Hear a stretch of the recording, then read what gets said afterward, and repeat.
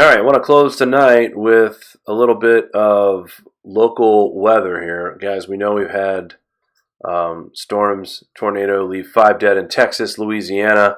2 people were killed early Thursday after an EF3 tornado hit Ruston, Louisiana. That's the worst area that was hit, by the way.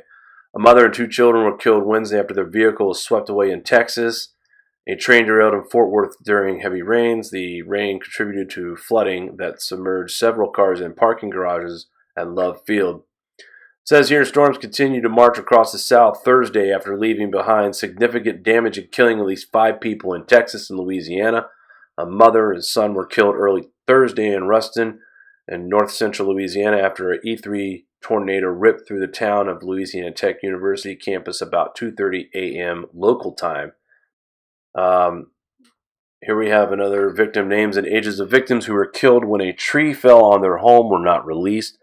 Once again, that's one of the most dangerous things we see every day in these storm headlines when we're talking about severe weather, talking about tornadoes or high winds. Usually we have fatalities, people unfortunately losing their life because of a fallen tree. The fatalities were confirmed by Ruston Mayor Ronnie Walker, who told the News Star, "The situation is bad, real bad. We took a direct hit," he says. The fatalities occurred in a home just off Interstate 20. Lincoln Parish Sheriff Mike Stone said, "I've never seen it this bad in my 43 years. It's tragic, and it's going to be a while before we can get all this cleaned up." Governor John Bell Edwards, who traveled to Ruston to view the damage, declared a state of an emergency in North Louisiana. Louisiana Tech President Lee Geis said no serious injuries were reported on campus, where classes were canceled Thursday and for Friday. Louisiana Tech University has about 12,000 students. Said no students were reportedly injured. Trees and power lines were down in several places on campus, according to the Associated Press.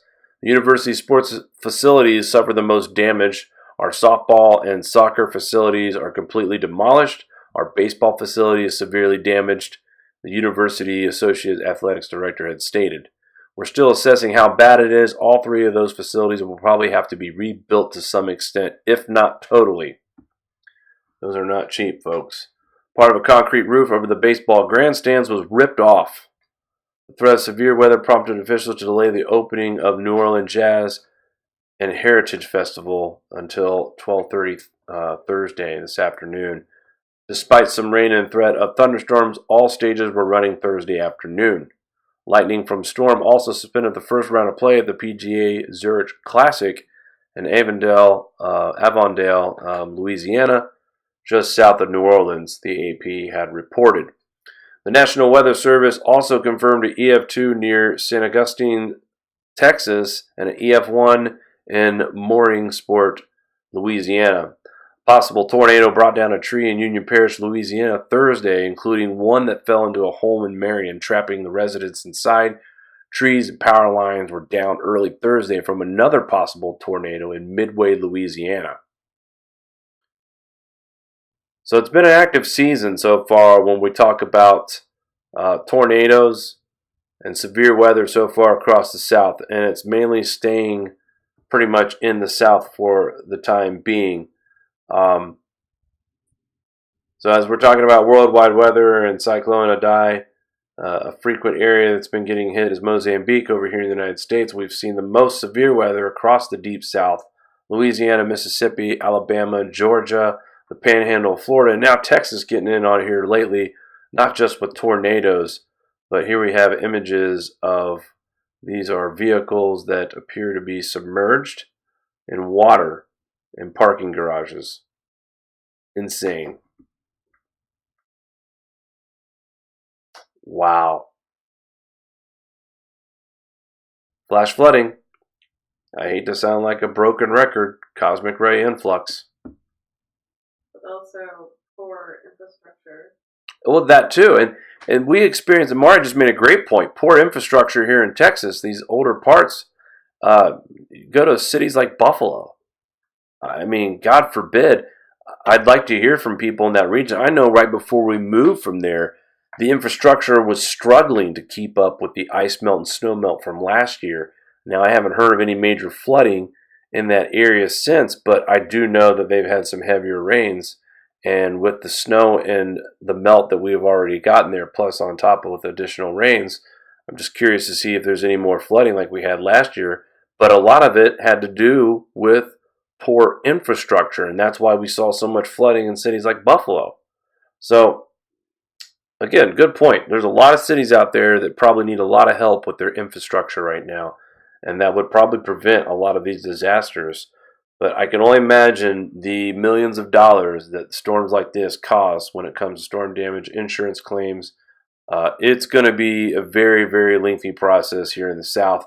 But unfortunately, we continue to see the same areas getting that kind of weather over and over again. Looking at the GFS outlook, this strong weather is going to continue into Friday. So Mississippi and Alabama, you guys are going to be the prime targets tomorrow. But heavy rain in the Ohio Valley and also the Mississippi River Valley.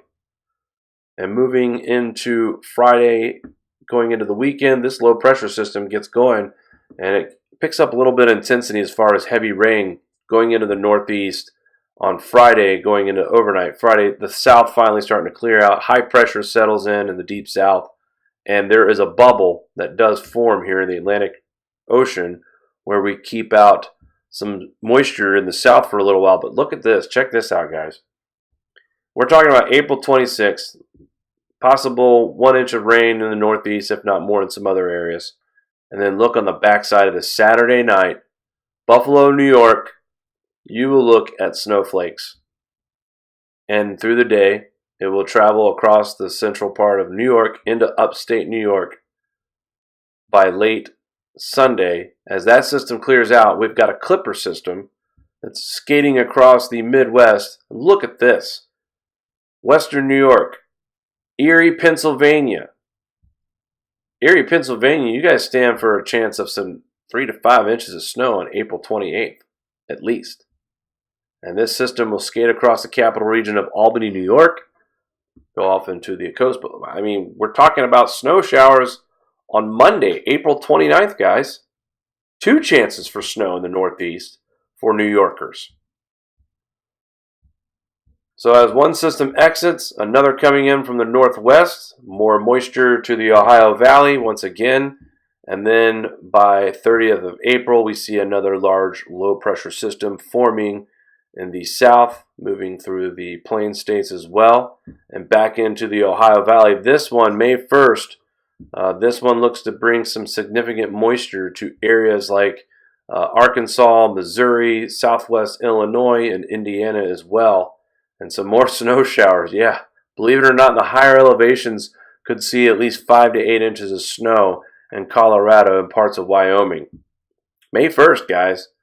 This line of storms will move through Ohio into Cleveland, through Buffalo, New York, across the capital region into the northeast. By midweek next week, we'll have another system spawning up in the south that could produce severe weather. So the good news is that the south stays out of the headlines for the weather for at least until the 3rd of May. So after you guys get through this round of storms, you guys could be in the clear for quite some time until about May 3rd, somewhere in the beginning of May. Now right here we do have an outbreak of intense storms, but it's past the south into the, like I said, the Mississippi Valley, Mississippi River Valley, I should say, into the Ohio Valley by May 1st.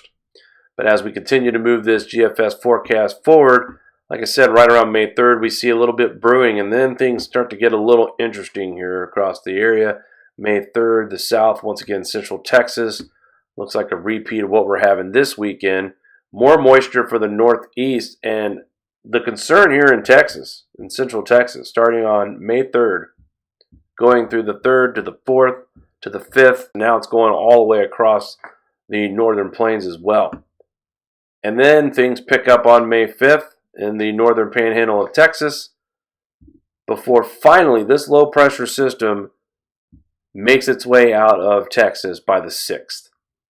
So we are looking at a situation of some potentially flash flooding and some high rivers for quite some time in Texas, Oklahoma, Nebraska, Kansas, where this stationary front will sit there and just drop moisture in the area. And then, of course, across the south on May 8th, before once again another system forms in the northwest and buries the southern states.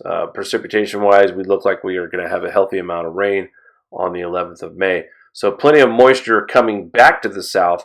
We do get a little bit of a break for a few days, but after that, we will see more moisture. Now, the overall, in my opinion, right now, looking at this, we've got system number 1 through the northeast, system number 2, system number 3, system number 4, system number 5, and 6. So, possibility of 6 decent rainmakers moving across the middle part of the country through the Midwest and into the Northeast.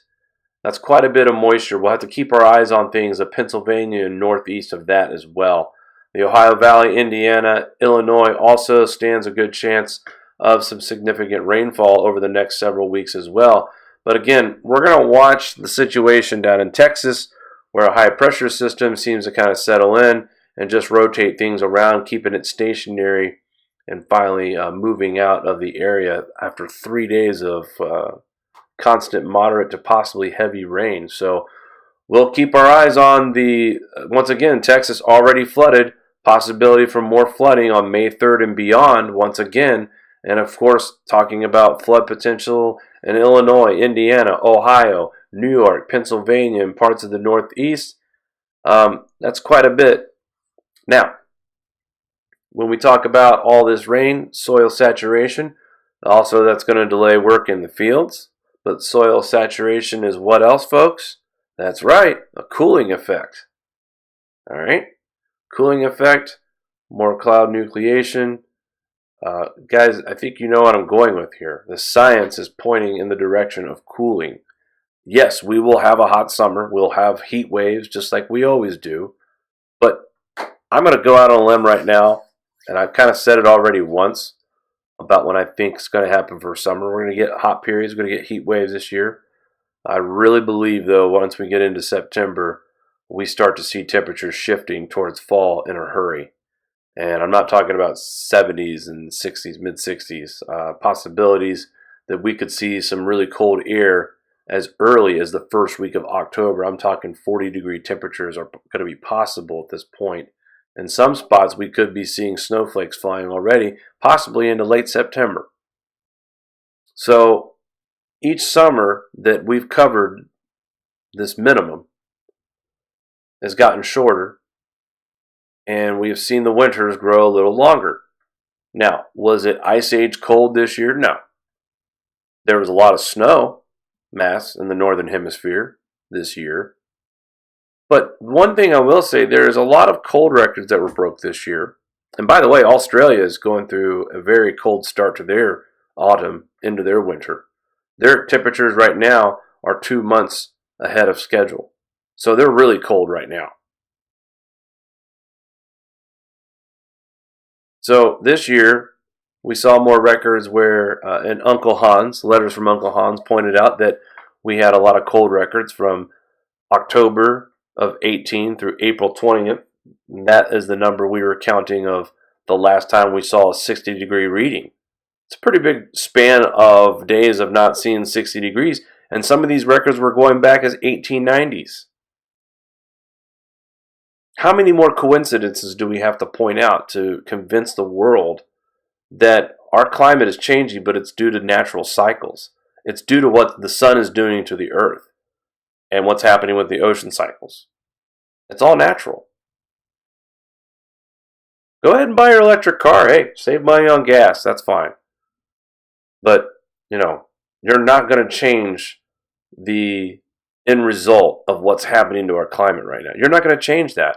With infrastructure rebuilding as far as green energy, solar and wind, we've already proven that that's more expensive, that the wind and solar only produces 10 to 40% of the day. So what are we going to do about the other 60% when we need to harvest power? What are we going to do about cold days when it's negative 20 outside and coal plants have been banned and natural gas plants have been banned and we're supposed to rely on solar and wind to keep people warm in Minnesota? Get out of here. Not going to happen, folks. And tonight's broadcast, really, I just wanted to get into the whole science of why we report on this channel. And we report articles and news events that relate to what's happening to our climate and what we should expect in the future on a more frequent basis. And right now, I'll be honest with you, this is frequent enough for me, for what I'm seeing. Mari did a videos last year, and something that's hard to keep up with all the headlines that's already happened for the first part of 2018. And I remember Teo getting back with Mari and just like, wow, I can't believe it's only been 4 or 5 months. There's so much that's happened already. And that was just 2018. So this year, I know you folks have experienced it as well. We have definitely seen an uptick in weather events, flooding events, catastrophic events on a level that we have never seen in most cases. And that's not coincidence. It's not because of man-made global warming. It's not because of man-made climate change. It has everything to do with natural cycles. And we hope that when you guys tune into these broadcasts, that you're able to pick up on some of the signs on what we're talking about, what we're trying to prove. No one here is saying Ice Age right now. We're just reporting merely on what's happening in front of our eyes. Forget about predictions. What's happening right now is proof of what we've been talking about for the past 3 years now. That's going to do it for me. I'm going to check the El Nino temperatures before we roll out. Mari, did you want to add anything before we sign off tonight? El Nino looks like El No. El Nino is only at 0.524 above baseline. So right now, folks, we are officially neutral in my book. I don't even want to call this an El Nino. But El No. El No. Wow, what an active chat. We have some awesome people in here, as always, but we have people worldwide watching us. TSM stayed up late. Thank you, sir. Mr. David from TSM Solar Observations. We have people in here from Australia staying up late. Mr. Morgan Kell.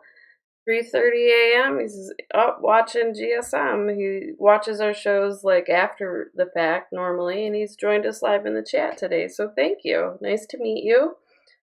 We have people talking like Lucas. He's moving to North Carolina and hoping my he birth can sort state. of dig in and get ready for prepping and stuff. He's going to be in a warmer region, so let's plenty see of what rain. we got. TSM was talking about the storm Hannah that's coming over the UK on Saturday. They're getting some moisture. Alfred in Alaska is sharing some prices of things. It's very interesting how expensive things are over there. $8 for a gallon of milk. Jeez. And TSM's like, might as well buy a cow. If AOC will allow it. So I thought that was funny. But Anthony is he lives in an area where one of the tornadoes actually touched down in Bryan, Texas today. So we're glad that you're here and safe. He said he's seen quite a few tornadoes going up and down his way. What do you think of that, Jake? That's crazy. He's describing in the chat what it was like for him, and it just reminded me of the video I did earlier today. Total uprooted trees and just the path, war zone, awful. And all the rain they're getting in the south as well. It's making it even easier for these tornadoes just to rip these trees out of the ground when the soil is already completely saturated. I mean, we've already talked about places in Louisiana that's only seeing 1.1 days suitable for field work. Now, that's improved a little bit before this last batch of storms, but saturated ground, high winds, loss of trees for sure, and unfortunately, it's killing people as well. So, yeah. Hello to everyone in the chat. Thank you for joining us tonight, and that's all I have for you. I'm going to step away from the mic. Well, thank you very much, Mari, as a producer. You know me, always entertaining. The mastermind of the Grand Solar Minimum website and YouTube channel, Mari herself.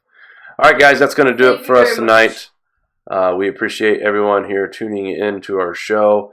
We hope we will see you again very soon. Still not quite clear on the broadcast schedule, but we're getting closer and closer to getting back on a normal schedule. Until then, guys, it is possible we will have a broadcast this weekend. If not, we will definitely see you on Monday 9 p.m. Eastern Standard Time. And of course, we will break through with any breaking news when needed here at the Grand Solar Minimum channel. All right, guys, that's going to do it for us. Again, thanks for tuning in, and we will talk soon. Take care, guys.